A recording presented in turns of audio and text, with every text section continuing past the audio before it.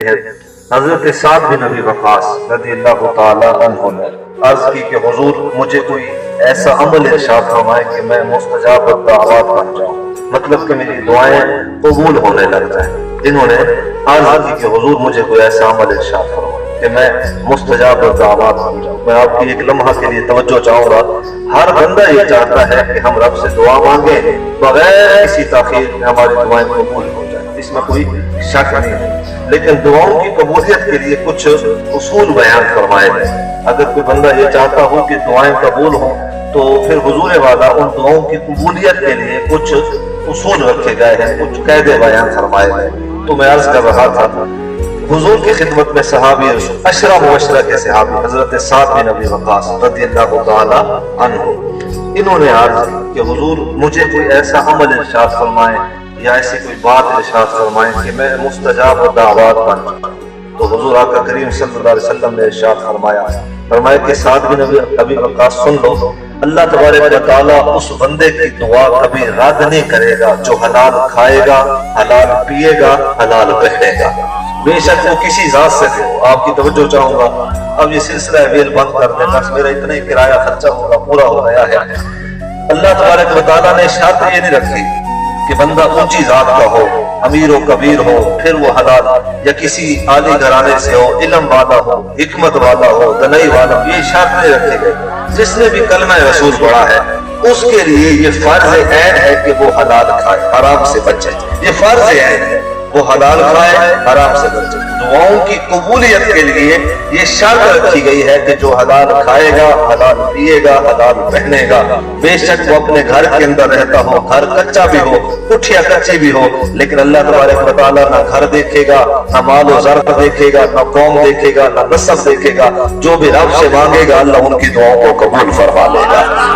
یہاں سے ایک اور حدیث متصل سنتے چلیں، آقا کریم صلی اللہ علیہ وسلم نے ارشاد فرمایا، یہ فضیلت بیان کی جا رہی ہے، اہمیت بیان کی جا رہی ہے حلال کی، زور دیا گیا ہے کہ حلال کی شان کو دیکھیں۔ ایک اور حدیث سماعت فرمائے، حضور نے ارشاد فرمایا اصحاب سے، فرمایا کہ ایک شخص لمبا سفر کر کے آیا اللہ کے گھر بیت اللہ شریف کے اندر، مقصود کیا تھا؟ زیارت، اللہ کے گھر کی زیارت، یہ آرزو لے کے آیا کہ میں اللہ کے گھر کی زیارت کروں گا، عبادات کروں گا، دعائیں مانگوں گا۔ تو اس تمنا اور حاجت لے کے بیت اللہ شریف تک آ کے پہنچا، حضور نے ارشاد فرمایا کہ اصحاب بتاؤ کہ وہ دعا مانگ رہا ہے، ہاتھ بلند کر کے، یمدہ یدیہ غفر لہ ما تقدم، اے اللہ معاف کر دے، میں استغفار کر رہا ہوں، توبہ کا سوال کر رہا ہوں، کیا ہاتھ بلند کر کے، دونوں ہاتھ بلند کر کے دعا مانگ رہا، سامنے اللہ کا گھر ہے، بیت اللہ شریف ہے، میاں جے کو دیکھ کے اللہ گناہ معاف کر دے، وہ گھر مقدس سامنے ہے، لیکن حضور نے ارشاد فرمایا وہ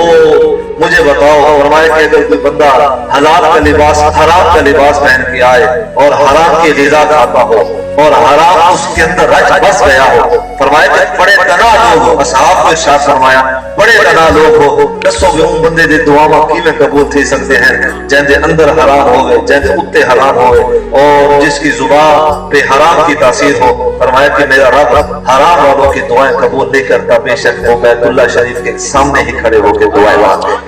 یہ بلے شاہ نے کہا تھا نا، یہ صوفیات کا اپنا مزاج ہوتا ہے، اور جس طرح ہم یہاں جمع ہیں تو یہ جملہ لازم ہے، حج ہو عمرہ ہو، حضور نے ارشاد فرمایا کہ 40 دن تک اللہ اس بندے کی دعا کو قبول نہیں کرتا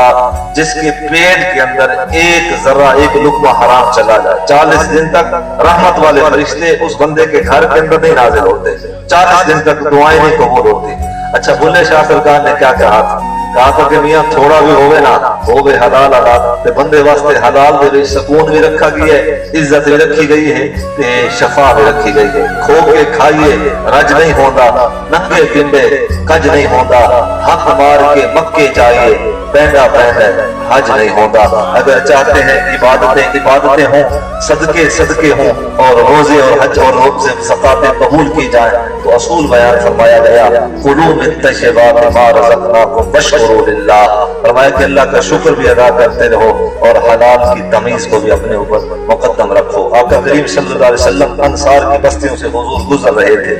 گزرے تو ایک شخص اپنا ہاتھ پکڑ کے کھڑا تھا اور درد اتنا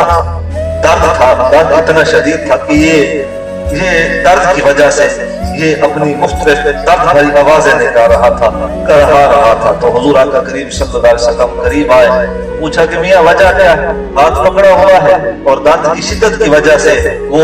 اپنے درد کی کیفیت بیان کر رہا ہے۔ تو حضور نے ارشاد فرمایا کہ میاں وجہ بتا، وجہ کیا ہے؟ اب وہ عرض کرنے لگا، انصار کی بستیوں سے گزر کے مسجد نبوی کی طرف حضور آ رہے تھے اور یہ راستے میں کہیں کھڑا تھا، اس کے مقدر نہ جا گئے کہ حضور سے ان کی ملاقات ہو گئی،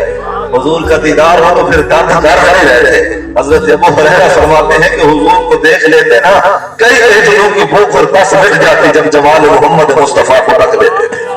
اتنے سونے نبی، اللہ اکبر، یا جسے میرا رب سونا کہہ رہا، اللہ اکبر۔ زمانے والوں نے کیا سزا دی، میں نے کیا سونا کہنا ہے، میرا رب سونا کہہ رہا ہے۔ اللہ اکبر، اللہ اکبر۔ حضور کی عظمت ہو، حضور کا ذکر ہو،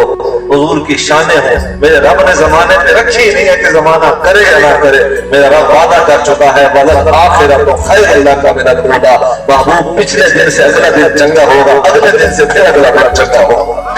زمانہ میلاد کرے یا نہ، یہ ہماری سعادت مندی ہے، یہ ہماری خوش نصیبی ہے، ہم کریں۔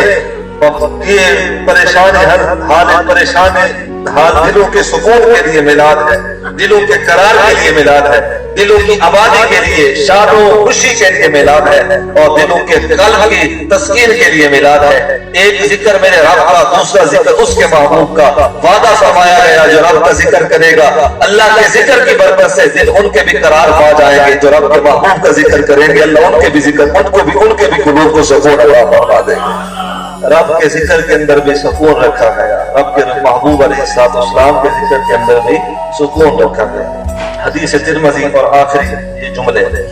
درد کی وجہ سے یہ اپنی کیفیت حضور جب قریب آئے تو انہوں نے عرض کی کہ حضور درد شدید ہے، تو میں اپنے اس درد کی وجہ سے ہاتھ کو انگلی کو پکڑا ہوا ہے۔ اب وجہ کیا تھی؟ اور ہم عرض کرنے لگے کہ حضور میں